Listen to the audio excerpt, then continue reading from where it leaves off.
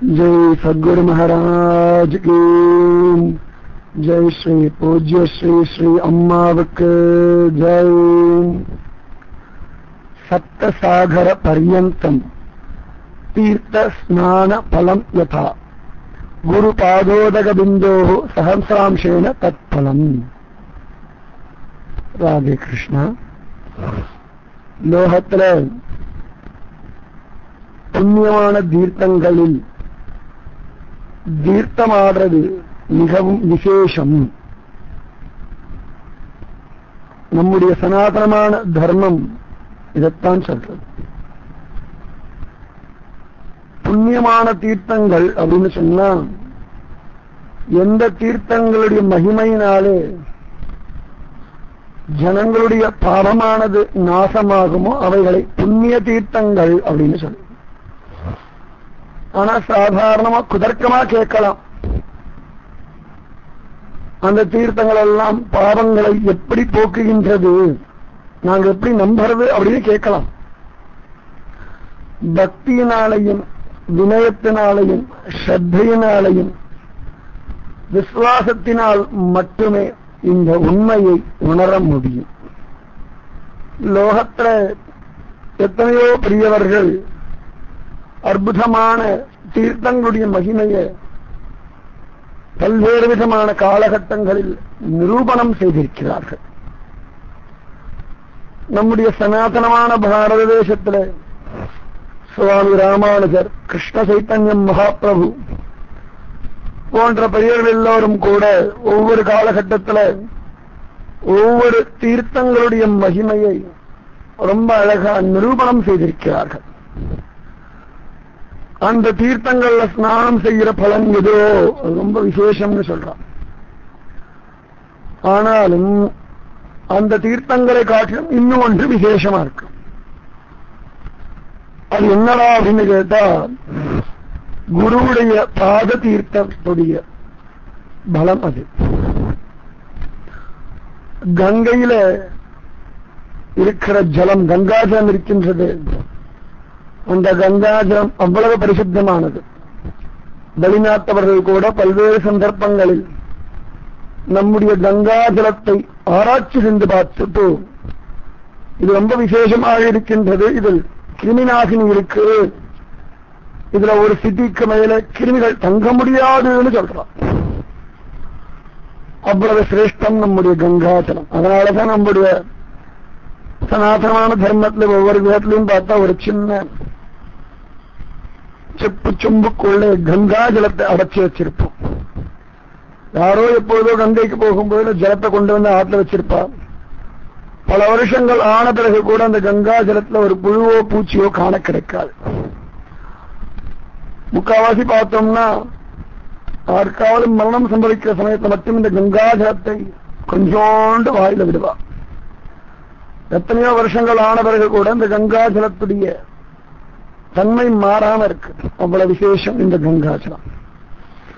ஆனா அந்த கங்காஜலத்தை காட்டிலும், யமுனையை காட்டிலும், தூய பெருநீர் யமுனை என்று ஆண்டாள் நம்முடைய திருப்பாவையில, சரஸ்வதியை காட்டிலும், திரிவேணி சங்கமத்தை காட்டிலும், நம்முடைய கோவில்கள்ல திவ்ய தேசங்கள்ல இருக்கின்ற தீர்த்தங்களை காட்டிலும், அதிலெல்லாம் ஸ்நானம் செய்யறதுனால என்ன பலன் கிடைக்குமோ அந்த பலனாகப்பட்டது குரு பாதோதக பிந்தோ சஹசிராம்சேன தத்பலம்.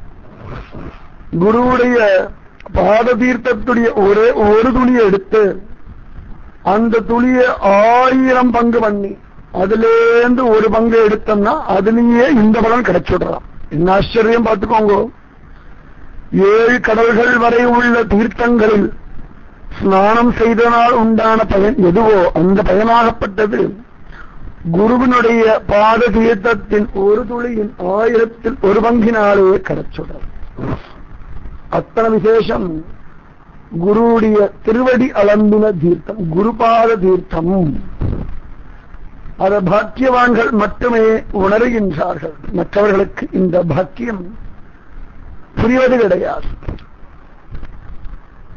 குருவுடைய பெருமை அவ்வளவு விசேஷமா இருக்கு. இதை உள்ளபடி பரிபூர்ணமாக உணர்ந்தவர் வடுகநம்பி சுவாமி ராமானுஜருடைய அத்தியாச்சரியமான ஒரு சிஷ்யர். குருவுடைய திருவடி அலம்பின ஜலத்து மேல அத்தனை ஒரு மரியாதை, அத்தனை ஒரு பிரேமையா. அவர் எப்பொழுதும் ஸ்வீகரிப்பதே குருவுடைய பாததீர்த்தம் ஒண்ணுதானம். வேற எதிலையும் அவருக்கு கிஞ்சித்து கூட விசுவாசமே கிடையாது. அப்படிப்பட்டதானவர் இந்த வடுகநம்பி. அவர் ஒவ்வொரு நாளும் சுவாமி ராமானுஜருடைய திருவடி அலம்பின ஜலத்தை அத்தனை அழகா சேமிச்சு வச்சு தன்னுடையதான சந்ததிக்கு நான் உங்களுக்கு கொடுக்கின்றதான பெரிய தனம்னு சொல்லி யதிராஜருடைய திருவடி அலம்பின ஜலத்தை கொடுத்து அவர்களுக்கு நல்வழி காட்டினாராம். அத்தனை விசேஷம், ஆச்சாரியன் திருவடி அலம்பின ஜலம். அந்த திருவடி அலம்பின ஜலத்தினால எத்தனையோ பேருடைய வாழ்க்கையில பல்வேறு விதமான மாற்றங்கள் நடந்திருக்கு.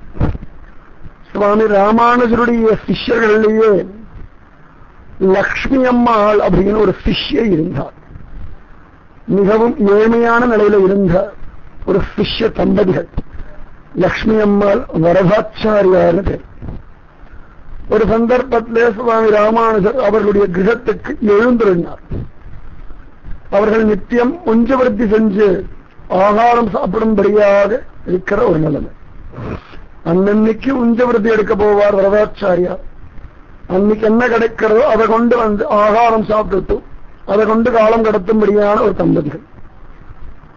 அந்த மாதிரி சந்தர்ப்பத்தில் ஒரு சமயம் சுவாமி ராமானுஜர் அவாத்துக்கு போய் கிருப பண்ணார்.